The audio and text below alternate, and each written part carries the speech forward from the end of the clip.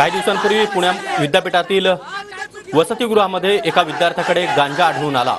तशी तक्रार अभाविपनं केलेली आहे, मात्र त्याविरोधात अद्यापही कुठलीही कारवाई झालेली नाही आणि याच पार्श्वभूमीवर आता अभाविपचे कार्यकर्ते चांगलेच आक्रमक बनले।